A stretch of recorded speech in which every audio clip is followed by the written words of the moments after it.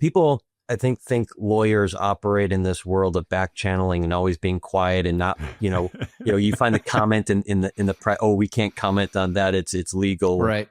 You talk about it privately. We talk about it publicly.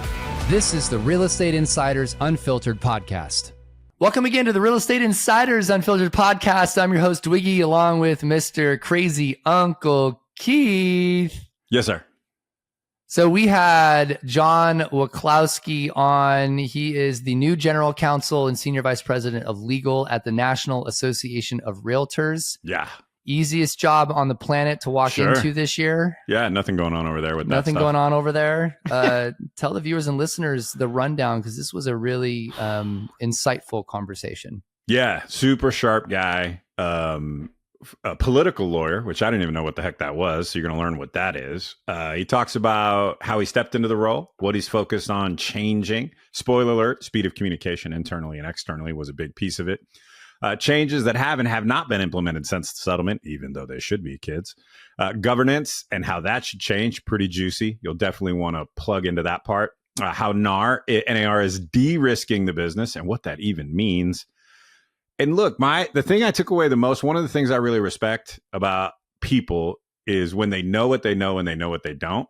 Jon is someone who has that character trait in spades. Like, he absolutely knows what he's good at, what he isn't, and that is how he approaches his thinking and changes that they are looking to make. Really, And the team they're building. Yeah, and the team they're building, exactly. Great conversation. You're going to love it. Put it in your ears, kids. Jon, welcome to the show. We are very excited and honored to have you on the pod. It's your first appearance with this crazy duo that we've managed to create. So thanks for being here, my friend. Yeah, would you draw the short straw over there at NAR? You got to start coming on with us. You've got a few of us on now, so I guess it's my turn. Yeah, it is. Yeah, it is. Glad to have you. Into the lion's den. Although we're pretty tame. So, yeah. So for viewers and listeners, Jon has been gracious enough to come on and talk to us post the NAR meetings, where lots of new policies and things have come out. And just for context, and then Jon, I'll let you jump into your background, but General Counsel and Senior Vice President of Legal. I guess that's maybe a good starting point. So just how'd you get into real estate? Give us your background.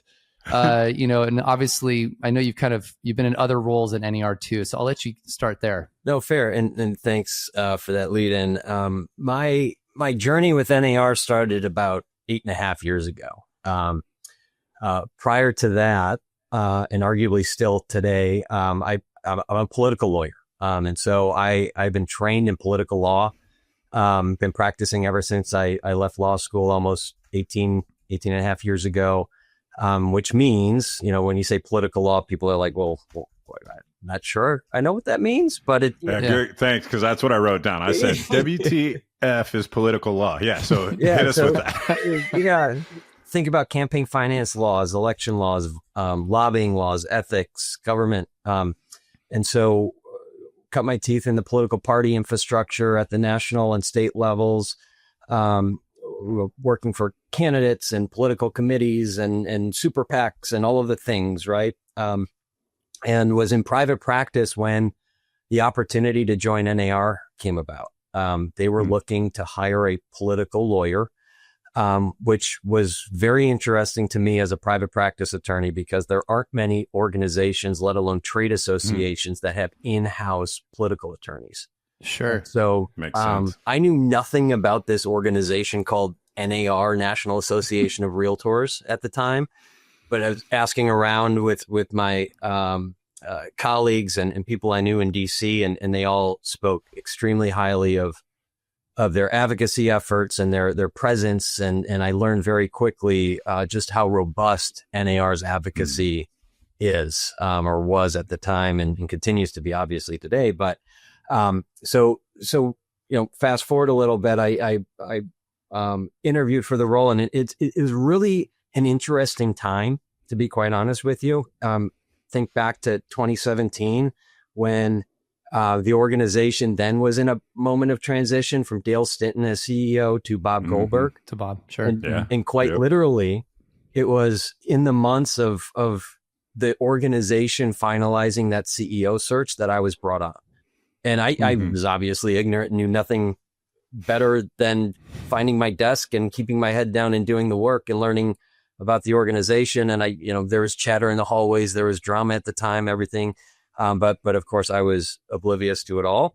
But well done, by the way. Yeah. The more you can avoid the drama in life, the better. So well done, Jon. Thank you very much. But also interestingly, I was the first lawyer to be hired in the DC office for a Chicago-based team, right? Our headquarters being in Chicago, all of the lawyers had been in Chicago always. And so that was sort of the start to a transition organizationally of creating more allowances for staff to work in both buildings and cross-pollinate with offices, et cetera. But anyway, so I started with the legal team, was there for, roughly 4 years as a political lawyer and growing that effort. And I started working very closely with Shannon McGann when she came on board and was restructuring things on the advocacy side. Naturally. Shout out to Shannon. Lawyer. She's awesome. Yeah, super smart. 100%. Yeah. And so Shannon and I developed this really close trust because the things that she was doing on the advocacy team needed the legal expertise to complement the really forward-looking ideas she was bringing to bear. And so I was in all of the advocacy meetings that she was running that was, securing approval for moving forward with these great and grand ideas, which leveled up to a couple of years later when a position that she and her new restructured advocacy team became open as vice president of political advocacy. And that allowed me to move into that role. I brought the political law compliance piece with me. But I also managed a much larger team and budget and was in charge of operations for the PAC and state and local political activity and other things. So that allowed me to grow organization from an organizational standpoint in managing internal politics and committees and all of the things, which I think gave me the footing for when time called to step into the general counsel position. And so that all happened in February of this past year.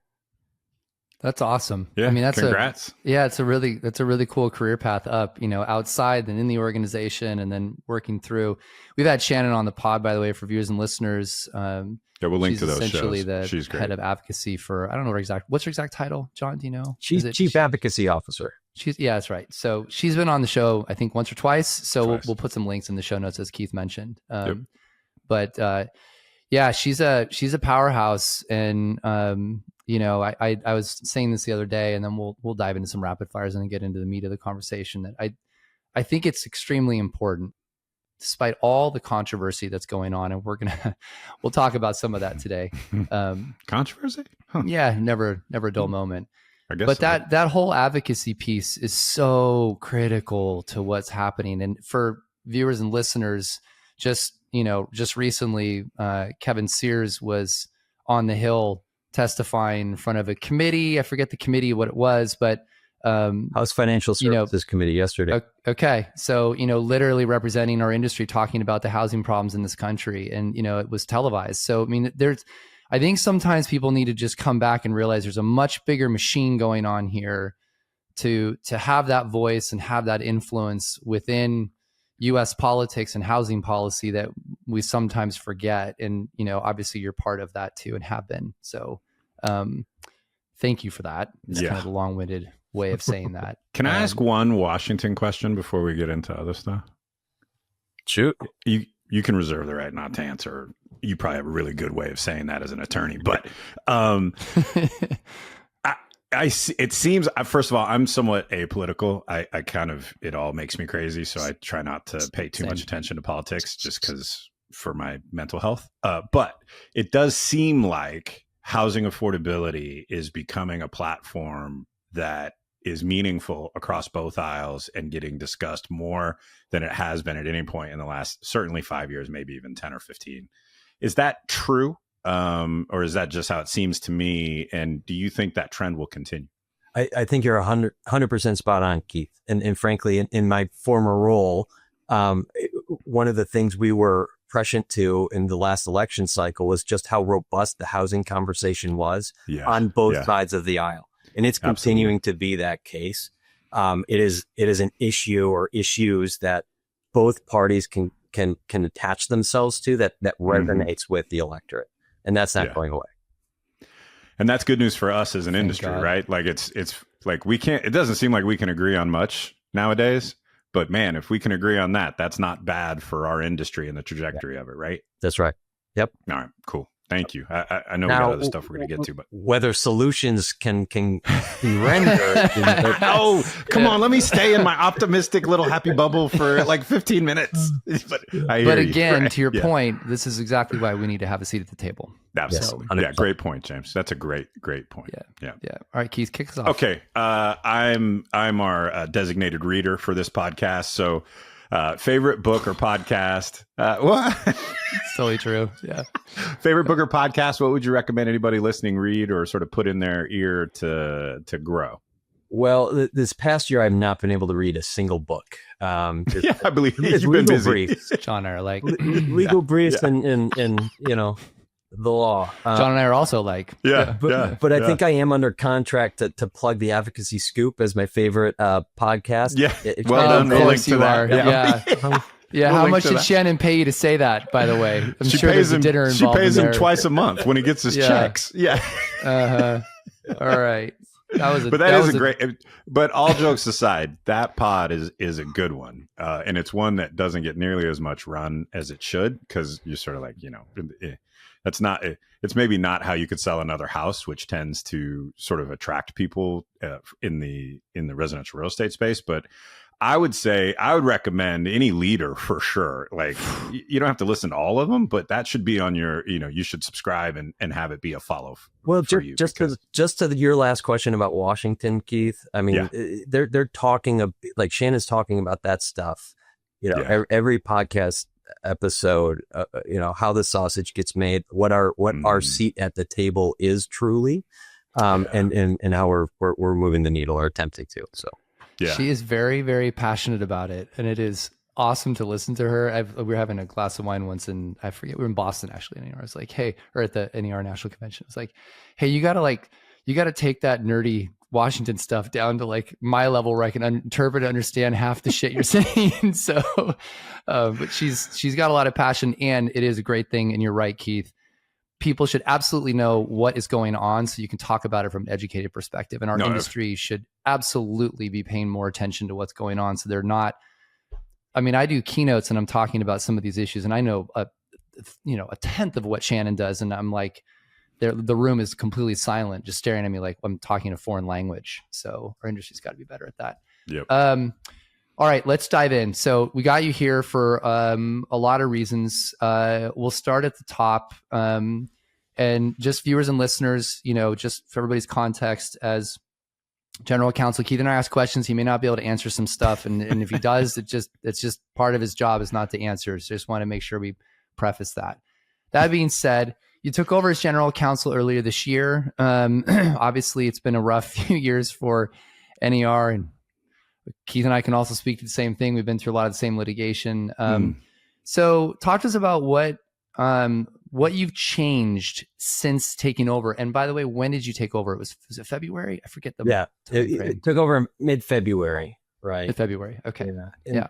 And so right away, and well, I guess my role getting to General Counsel predates the February date, because, and I'm sure we'll touch on this, or maybe I can proactively get there, but in October of 2024, under Nikia's direction, I started heading the legal assessment, the internal legal assessment with outside counsel.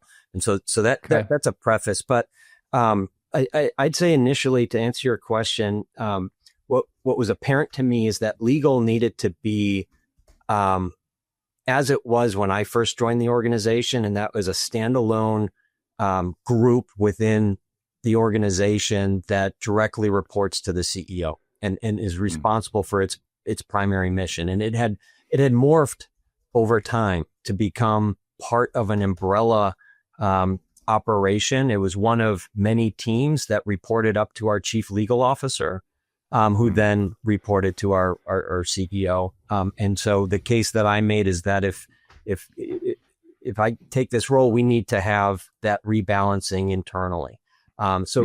Relatively speaking, I have a small team, but we have a really critical, important role. And what we've done is restructured the team to be more top heavy than it's ever been before, purposely. So historically, there's been one senior level position within that was under the head of the legal department, a VP role. We now have 3. Okay. So we were able to internally promote one of our longer serving attorneys to be our VP, Associate General Counsel of our internal operations, legal aspect of what we do, contracts, working with committees like the MLS committee and professional standards. Then we brought on a very sophisticated woman to run and head our trademark and brand protection effort. And so that's a standalone part of what we do. And Leslie Nettleford Freeman, who came on board, it came from a 20-year plus career with AARP, where she managed that brand, really successful brand, obviously, and has tons of insights to garner for us. And I'm then almost a proud member. I'm like 1 year away, John, and then I will be a proud member. Yeah, well, it's one of the. I'm sorry, John. Just keep going. Just the point where in life when the age. Yeah. Look, I'll take cheap movies. I'm not above it. I don't care at all. Keep going, John. I'm sorry. And then the other role we created, which is a brand new, fresh role, is a litigation counsel role. And so we have a vice president and associate general counsel of litigation, Andoa Newton. We hired late this summer. She comes to us from LVMH, the luxury brand, where she was an in-house litigator with them for 8 years, and prior to that has big law firm litigation experience, and that has leveled up to provide all sorts of efficiencies for us in the unfortunate heavy litigious arena that we're finding ourselves in today. Yeah. So it sounded like it's basically like speed of communication is really what you're trying to get. Like, how can I get everybody on the legal team in the same place at the same time on the same page, singing from the same hymn book, and then get direction more efficiently? Is that a good synopsis? I think that is a really key part of what we need to do and be a lot better at. The communicate, like, people, I think lawyers operate in this world of back channeling and always being quiet and not, you find the comment in the press, oh, we can't comment on that. It's legal, right, or what. That's not the case. You have to have a communication strategy, both within your team, but then, collaboratively within NAR's communication structures, so that we can put out statements, whether, as limited as they sometimes have to be, but at least we're commenting, at least we're showing that we are, active and working on behalf of our membership and the organization to protect in a legal sphere. But you're absolutely right. Yeah, so makes sense. A big overhaul internally, communication quicker, reporting directly to the CEO. And I know you guys have been vocal about also hiring of new outside antitrust counsel. And I'm going to use your words here because this is what you guys have stated publicly about, de-risking the portfolio and things. So can you go a little deeper on that? Like, talk to us about those two things, outside counsel and antitrust, and then the de-risking part. Yeah. Well, let me start with if I could just start with that de-risking part, because it also lends itself to the new outside counsel, because we did bring in a brand new, fresh law firm to run that de-risking analysis. And they're continuing to do that. It will be a perpetual effort that the organization will keep, and it will its primary mission is obviously to understand the current state of things, which I think we we realized in short order, especially when Nakia, came on board and was asking questions and was having a hard time getting answers, there were gaps within our assessment that we needed to account for. The MLS rules and policy handbook being a critical one of those. And so that's where this law firm really honed in and started per our direction, because we saw it as being one of the areas of most pertinent, important, immediate risk that needed to be assessed, and we needed to understand the issues. So John, real quick, I want to just take that down to really basic level, just so I'm clear. They went through all the policies, looking at it from an antitrust perspective, and where am I getting this right? Essentially, where there's risk and potential future risk, trying to identify what the issues are that need to be addressed. Did I simplify that? Is that correct? Yeah, potentially even more basic than that, James. Okay. Because essentially, this was an objective outside firm with no prior engagement with NAR. So think about that. So it's a firm without any MLS experience, so a true fresh pair of eyes. Antitrust analysis. Yeah. And there was a whole host of questions, and that handbook is voluminous. I mean, it is, and it is complicated. And so they spent a lot of time with that handbook, and then we made ourselves wholly available to answer any questions, but let them drive the train to assess smart antitrust analysis, right? And so then they also talked with our other antitrust counsel to ensure that they were on the right track and framing things correctly within industry parlance, et cetera. And that led into the early part of 2025, springtime-ish, where the matrix analysis was complete. And that analysis allowed us to take it, and this is why I said even more simplistic than your reference, James, because it was truly a legal analysis, right? And an antitrust, it had no business component or strategy layered on top of it at that point. But that was the next step. And the next step was to then take that legal analysis and engage with those who know about how the MLS works and how the industry works, to then get a perspective on what are the things that are doable to scale down antitrust risk. What are the risks that we're willing to keep? Because this isn't to be totally transparent. Any legal risk analysis, the objective is not to get rid of all risk. It can't be. Right. I mean, that's practically impossible. Or just don't do anything. Yeah. Right. You just would never do anything, right? Right. Yeah. Yeah.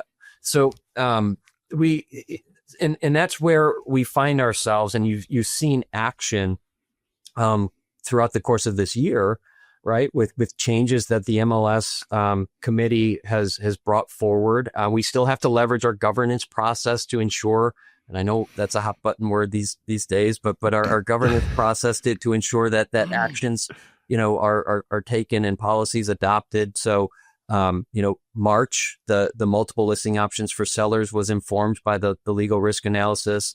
The 18 policy and rule changes at Next were informed by the rule changes. And by the way, I think it's worth mentioning that there's a tiered timing component to all of this. What was done this calendar year were things that were intentional because they could be done in a relatively short period of time. There are more complicated aspects to the risk analysis that need to be vetted and engaged with stakeholders across the industry for the next year and maybe even longer. And we look forward to having those conversations now that we're at, post our annual convention. So I'm gonna follow up, because I'm going to try and tie these two things together. So there is, in your strategic plan that Nakia unveiled, and viewers and listeners, you guys can watch that too on our pod. We'll put a link in the show notes there. You guys talked a lot about listening to the brokerage community. I can also attest to that because we've been part of some of those conversations, but you've been reaching out to the so-called, the 100, the big brokers that got, left out of the original settlement. Talk to us about that a little bit, and for people to hear what's going on behind the scenes, because they can hear the stuff from me, but I think it's good for hearing from you about like what you're doing differently, how you're approaching that, and kind of bringing them back into the fold, but also from a legal perspective. So I'll let you kind of drive that. Sure. So I think it's well known by now, right, that like Nikia has been directly attempting and successfully at that, engaging with the large brokerages, those that are willing to come to the table and continue to have conversations, not sugarcoating. They're not easy conversations still. They're getting easier, I think, as there's being change within the organization. And Sherry Chris and Jared Grasso on our team have been critical to those functions. From a legal perspective, one of the things that my eyes have grown open to, I guess two primary things. First, we did replace our counsel representing us in the buyer side class action litigation, which was a very important key move, of course. And we're now represented by a firm called Massey and Gale. And we're part of that big buyer side case with joint defendants, same and in the Sitzer-Burnett side, which poses, as you can imagine, some potential challenges with strong feelings still. Although I can say that joint defense group seems to be working pretty well, and our Massey and Gale team are doing well to garner those relationships. There are regular calls amongst the group. So that's point number one. We want to reframe and show that those that we are working with, in some cases we have to work with because of lawsuits, that we are a different NAR. We're approaching things differently. We don't have absolutist pictures towards litigation outcomes. We are going to be prescient to all aspects of litigation strategy and everything else. And then secondarily is, we know that there are other brokerages fighting similar or same legal fights as us. Take the buyer cases, for example. While we're not named in all of the same cases, there are aspects and elements of the cases that make sense for communications to be had, and potentially could benefit, as we're all moving under the same umbrella for similar outcomes, maybe different stages of litigation, et cetera. So those are some of the proactive efforts we're attempting to engage with large brokers with. So you mentioned governance. I'm going to go there. I know you're smiling because John and I have talked. James, let it rip. I mean, look, everybody knows. I obviously know John. We've had some vocal conversations. So this is a little bit of my view, but I did want to. I'm going to preface my view, and then I'm going to ask you some questions because I think it's important. So as a large company, and I'm tying all these together here, John. You've got new outside counsel looking at policies for potential legal risks, identifying what level of risk you need to get rid of versus something we're willing to assume. And also at the same time, the large real estate companies assume liability as well, as proven by all of the cases. So, this governance thing tends to be a hot button issue. And you've got these committees and groups of people, and they're making rules with doing the very best they can. And I'm not criticizing it. But what my concern is how governance creates policies that could increase the risk again for the brokerages that assume the risk, which the agents don't because they work for a company. So, and I think a great example of that is just this, with the idea of transparency with the change of the code of ethics that, got shot down by the delegate body. How do you see a change here? I'm trying not to ask you a question you can't answer. Do you see a change coming, or are you guys looking at a way to make sure that the governance is done in such a fashion that counsel's also involved to make sure that policies aren't getting passed that could increase that? Like, you understand what I'm asking there? I do. And for a whole host of reasons, it's complicated, right? But here's what I think. Here's what I can show. this conversation around NAR governance is not new. What happened post Next, I think, provides an opportunity potentially for a live, real conversation with a real issue to address, and not just talk about hypotheticals. So I think that's unique. I think it should probably come as no surprise that with the transition and change that the organization has been going through under Nikia's leadership, and with the leadership team lockstep, like literally meeting every week, that it is top of mind, that the governance issue is top of mind for them. And so we are and have been truly engaged to understand how change can be brought to our governance. Take, for example, so talking about an organization that's been around since 1908, we are assessing what the committee apparatus and structure for that organization through the history of the organization is, and what it means to where we are today. I think without knowing that history, you're only making decisions premised on only a small sliver of time. So we're actively engaging in sort of that discovery right now to be as informed as possible. But I think, we have, Shannon said it, we have more committees than Congress in the organization. That's necessary. We've made some progress. We eliminated recently the requirement that every board of director member be assigned to a committee. It sort of became a thing where, okay, you have all of these board of directors and they need a committee assignment. So you got to create a committee just for that purpose alone. So that, you got a committee for committees, a committee for a committee to do the committee work. Yeah. And so slowly, this is, there are some big decisions that need to be fully vetted and considered.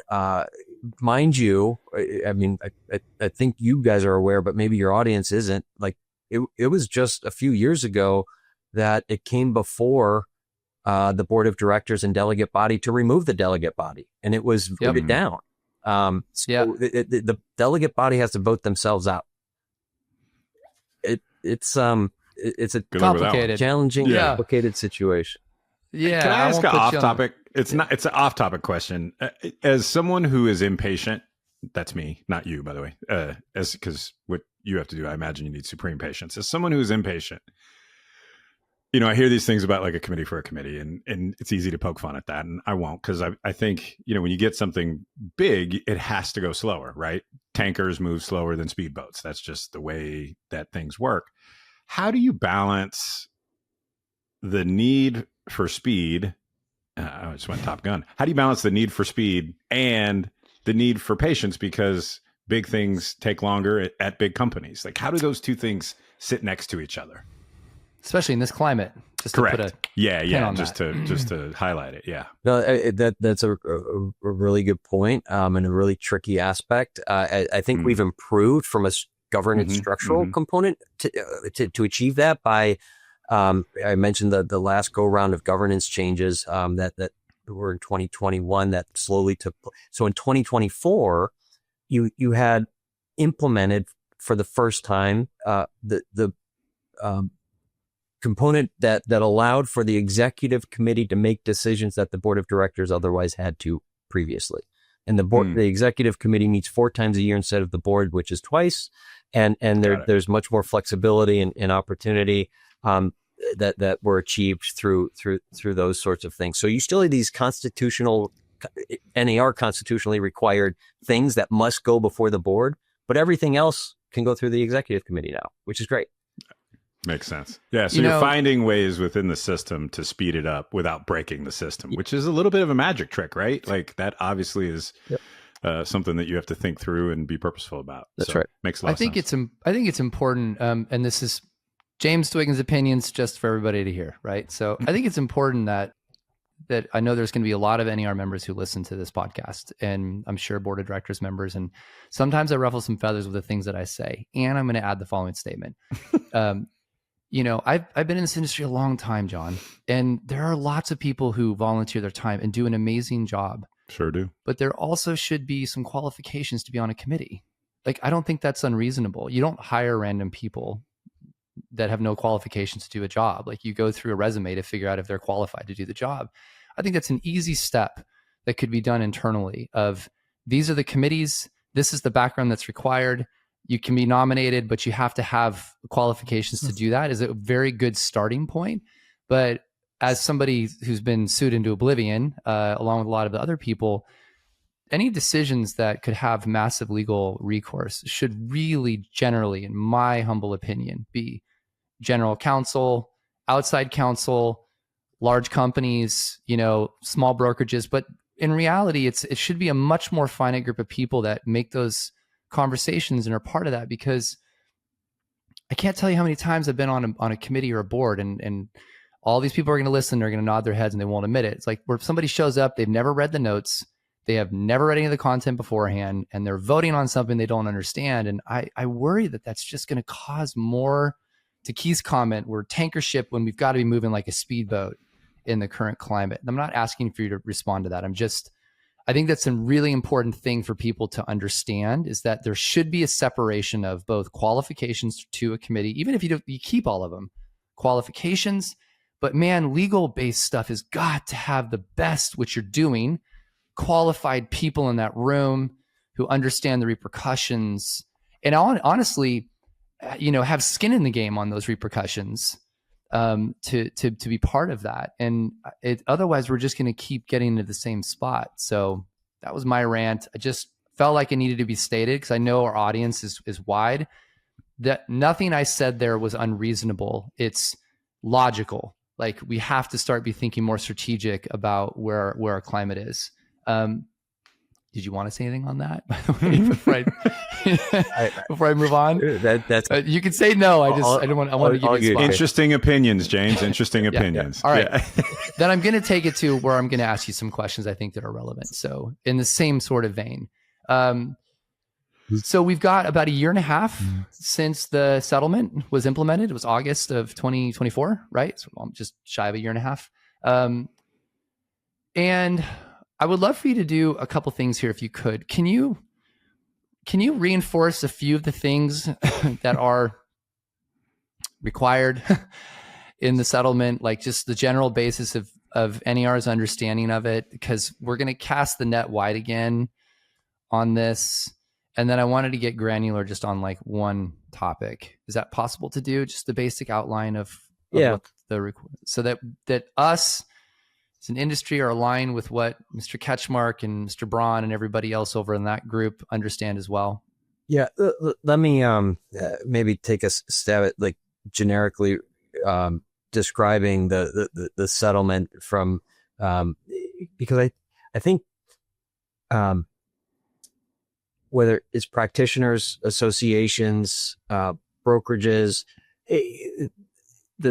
the specific terms of the settlement and the actions that folks are taking in reaction to the settlement, they tend to lose sight of the overall objective, right? And so the overall objective with garnering, the release for the settlement, transparency, consumer-friendly aspects of the transactions, some framework that allows for a better ability for agents to be compensated that eliminate antitrust risk, right? And I know it's probably where you're wanting to go here, James, because the cooperative compensation component isn't necessarily a target of the settlement. It's not done and gone. But it's an important aspect to look at in the framework that I just provided. Transparency, consumer protection, all of the things are still relevant, even in light of, cooperative compensation potentially still being there. Of course, you have written buyer agreements that are required, and elements to how compensation, restrictions on how compensation can be shared within the settlement picture. And it's opportunity to remind everybody that the settlement isn't final yet. I mean, the appeal before the Eighth Circuit has to be finalized, and we're very likely the summer of 2026 timeframe-ish. The hope is that the Eighth Circuit will potentially rule there. It's been briefed. There's some oral argument to be scheduled here soon. But that's where we're at. So it's very important to maintain compliance with the terms of the settlement. Okay. So no compensation on the multiple listing service, obviously offer of compensation. So that's out of there. Buyer rep agreement signed before you tour a property. Yep. Right. Once a relationship is established. Yep. Okay. So there shouldn't be anybody skirting any of that. Yeah. Look, if you're skirting it, look, if you're listening and you're skirting it, you're doing it because you want to, not because you're not supposed to. You're just doing it anyway. So like, knock it off. Like, this is pretty simple. Like if you're a year and a half later and you still are playing mess around, I hope you get sued. I really do. I just hope I don't along with you. Like how are we still talking about this a year and a half later? That's what I don't get. It just there's some element of it out there. I mean, no, I know that's what I'm saying. It shouldn't be. Like, knock it off. Like, let's grow up. Tell me if I'm off. Hold on, let me finish. Here, let me finish. Because we rant and rave about professionalism and we need to up level and all of that shit. But then some percentage of the industry still wants to run around like knuckleheads. They need to knock it off. Okay, now that's my rant. Go ahead, ask John whatever you want to ask. I get it. I did this, and we've been to a couple events, John. I've explained to people that one of the reasons why a buyer rep agreement is important is it actually, I'm not trying to play lawyer here, but it helps remove this potential claim of steering, because you're literally agreeing to your fee with the buyer before you're showing any properties. So it removes this idea of what counsel on the other side has used before, is that agents are moving people to properties that pay a certain amount of compensation. I see it as a protection. Like, that's a defensible thing. We talked about my fee structure long before we looked at a property. What are you talking about? Am I off on that theory at all? Like, is that, I mean, to me, that's part of the protection of what that's there for. Is that fair to say? I think that's right. I think that's absolutely right. The ability for the buyer broker to have that initial conversation, or buyer agent with, initial conversation with their client to put the cards on the table and articulate what they're expecting. I mean, and that allows them to serve their client better. Follow up. Agents sellers have always had lots of choices, but they have a mechanism that a lot of people are doing now. I'll speak for myself. In our organization, we don't do cooperative compensation. For us, it's very simple. We tell the seller, this is our fee. What you want to offer the other side is totally up to you. We explain, all the pros and cons, et cetera. But, 9 times out of 10, unless the seller is very much adamant about it, we tell the buyer's agent that the seller is willing to entertain any and all requests and put in the offer. So in that particular regard, I mean, I guess what I'm asking is, agents should just, if they call and ask, and the agent on the sell side says, our sellers will entertain all requests, put in the offer, agents on the buy side should just put whatever they want in the offer, right? Because the fee of what they're agreeing to get paid has already been agreed to with the buyer and the buyer rep. Is that a easy, fair assessment as well? It seems like in that situation, that would be the best practice, right? Then you have a negotiation, that is that goes in between the parties, that you have clear terms that can be agreed to, and you're not playing it. You're eliminating to a large extent that anti-competitive, aspect of broker to broker communications and dealing that of course you want to stay away from. Yeah. Keith, did you want to jump in any other questions here, by the way? I know No, I don't think so. I think is this being maybe one of the, your early communiques sort of into the industry. I know you've had tons of meetings and that sort of stuff, but in a more public forum. What would you want to share with the industry? Like, what if you had, a couple minutes just to talk to the industry, what would you want to tell them? Well, I would want to take advantage of that time to share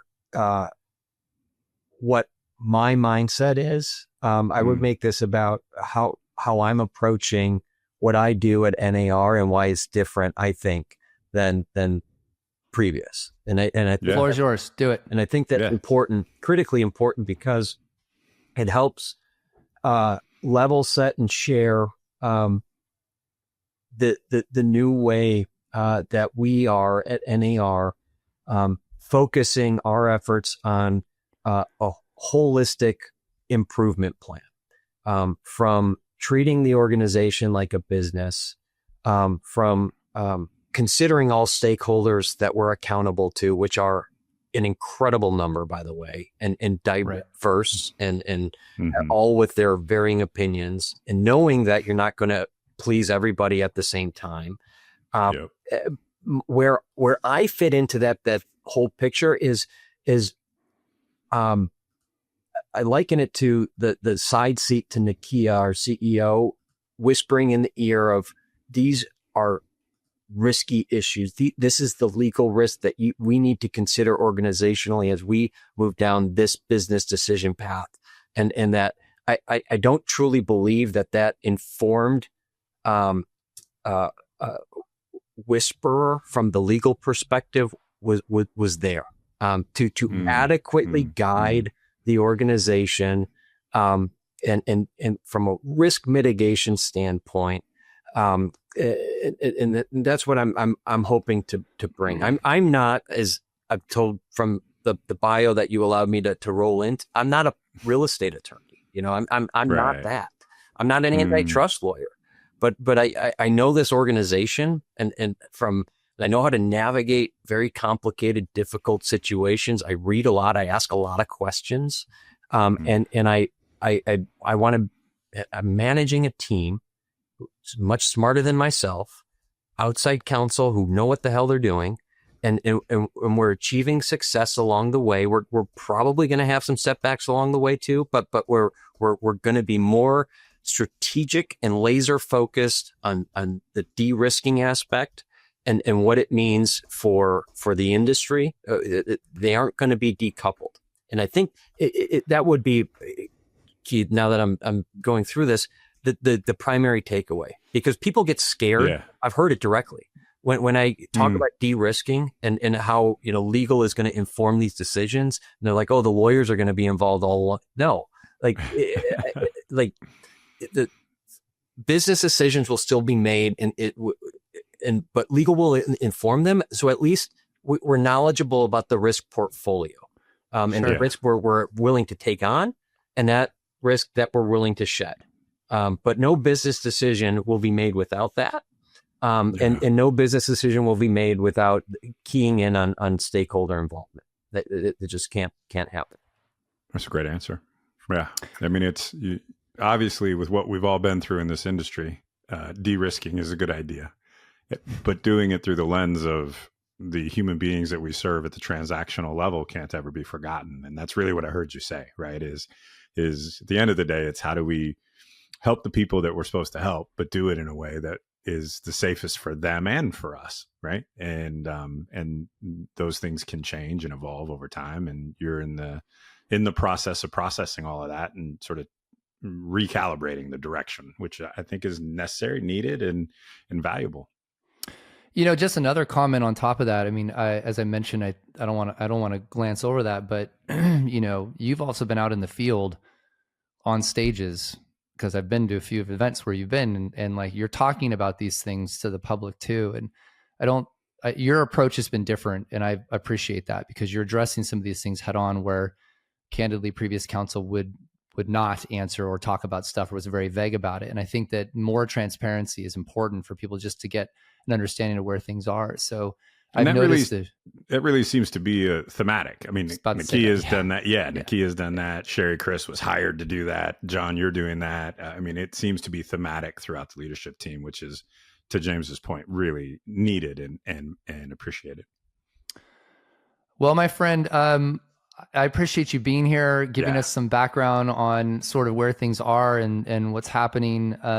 We appreciate all the hard work. I know it's a big project and trying to get things to move in the right direction. we'll look forward to having you back on, and would love to, continue to get updates from you and update the viewers and members. So appreciate you. And send me whoever made that jacket for you. For those of you listening, his jacket is fire. When you get a chance, go to YouTube, check it out. It's a beautiful coat. Thanks, guys. Thanks, Jon. Really appreciate it. Thanks, Jon. All right. Appreciate it. Yeah. They say consistency is key. That's why you need to hit that subscribe button so you never miss an episode each and every week.